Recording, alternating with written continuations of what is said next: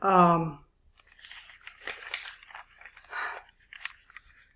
think I should start over again. But anyway, Martin Luther King hoped, I'm going to start with the spiritual aspect of things, and of this, which we are studying, which has to do with nonviolent cooperation, and it has to do with resisting the rewards and punishments. Martin Luther King hoped his black race could be leaders in a new spirituality for Western civilization, as Arnold Toynbee had conjectured. This could be the new paradigm several authors have mentioned a need for. Tolstoy also negates the opportunistic approach in nonviolent love. In other words, does it work? Then be nonviolent. No, that's not what it is. It is rather on a spiritual plane and cannot be proven by scientific method because of the complexity involved. Tolstoy advised non-payment of military taxes as a moral necessity and pointed out that it was a cooperation with the hated, I think it was czars in those days, whose murderous actions would stop if the cooperation would stop. In other words, non-payment of those military taxes. And Mahatma Gandhi taught his people to trust in spiritual strength and not in violence. He also brought them out of a dependency, which is addiction, on unnecessary material goods, thus not only emphasizing nonviolence, but resistance to addiction, and in the process to injustice, because addiction is very often connected with injustice. Which brings me to my recommendation of this philosophy to counteract the prevalent addictive behavior found in business and government, among other places, where rewards and punishments abound. When we seek our opposition, either through nonviolent non-cooperation or through other means, we approach the opposite, farthest end of the circle of our reality. This dialectical approach seeks and can bring unity and the common good.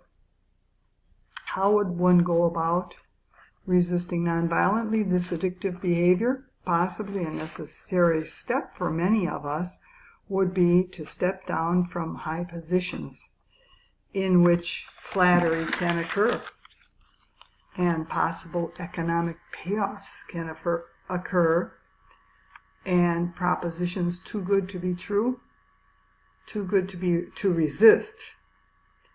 Any drug addict needs to give up his so-called friends in order to free himself. So get out of the situation in which this addictive behavior tends to take place.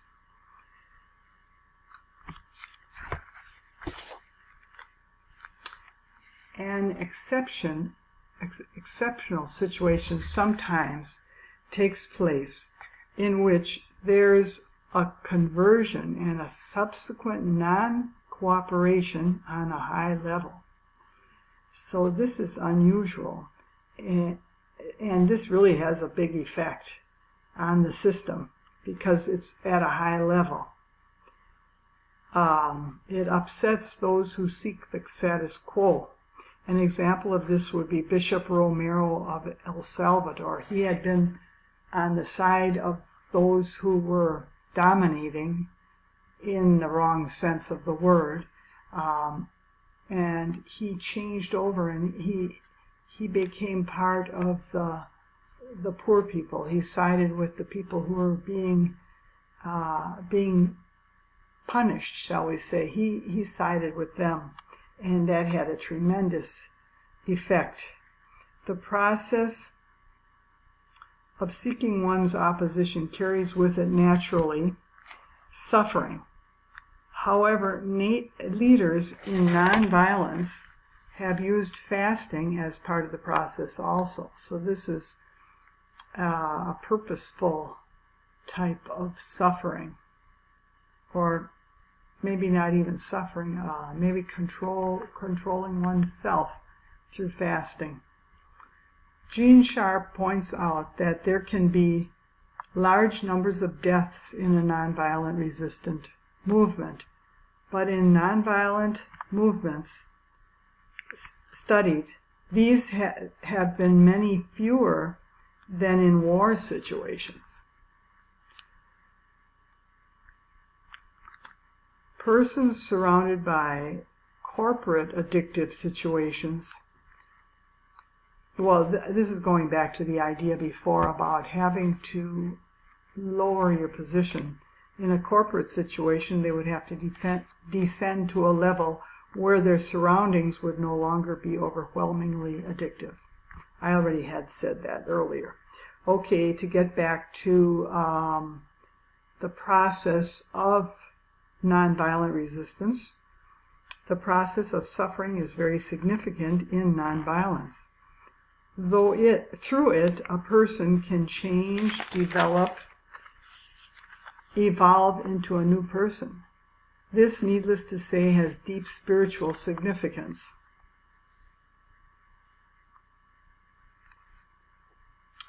A person at a high level who would get up the courage to resist nonviolently, for example, the favoritism of the banking system. The rich are given rewards within the banking system.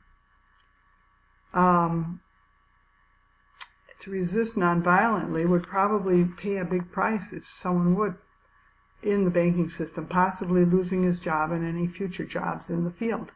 But the effects of the action could be dynamite. If this effect would be multiplied by many conscientious, courageous people, such as the nuclear physicists, who left their jobs pointing to the danger involved in nuclear energy. We could see a better future if we had a lot of people like that. Addictive behavior is part of a chain reaction. When one participates in violence, which is punishment, or accepts rewards, bribes, which are rewards, one becomes part of the chain.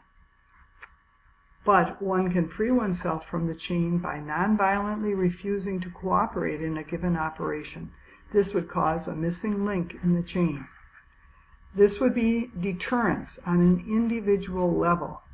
Individuals may be offered bribes, which are rewards, for the purpose of the attainment of addicts' objectives, and that would be rewards for the addicts, or punishments if that's what they're looking for.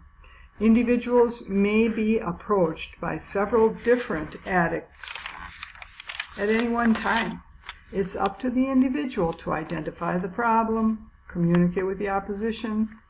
If the situation is as illegitimately as he supposed, find a form of nonviolent resistance and use it, always with respect and consideration for the opposition. And the final step, reconciliation, hopefully getting to the final step. In this way, individuals can free themselves from the chain of addiction. Dropping a link from the chain naturally causes a big reaction in the rest of the chain, the opposition.